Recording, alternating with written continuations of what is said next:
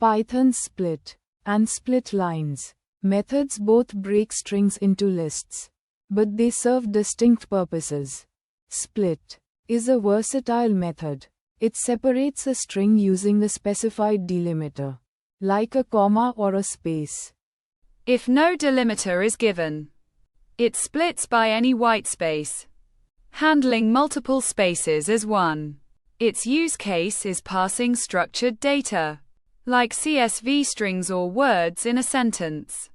In contrast, splitlines specifically targets line breaks. It recognizes standard line endings like newline, n, carriage return, r, or both, r, n. By default, it removes these line endings, but an optional argument allows you to keep them. This is ideal for processing multi-line text, configuration files, or log entries line by line. The key distinction, split, is for general delimiters, giving you control over what character or pattern separates elements. Split lines is exclusively designed for the natural divisions of multi-line text. Understanding their differences ensures you pick the right tool for efficient string manipulation. In Python, the example code initializes two distinct strings. Data_string for demonstrating split. Delimiter-based splitting and multi-line_text for showcasing split lines.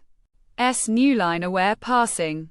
It then applies split with varying arguments, including no arguments, splitting by whitespace, a specific character delimiter, and with a max split limit to illustrate how it controls the number of resulting substrings.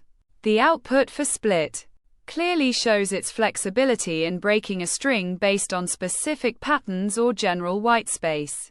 Following this, the code transitions to demonstrate split lines using the multi-line underscore text. This method is specifically designed to handle different newline characters, such as n and r, n, which are common across various operating systems. It first shows the default behavior where newline characters are discarded from the resulting list elements, and then illustrates the effect of parsing keep ends equals true, which preserves these newline characters at the end of each line in the output list.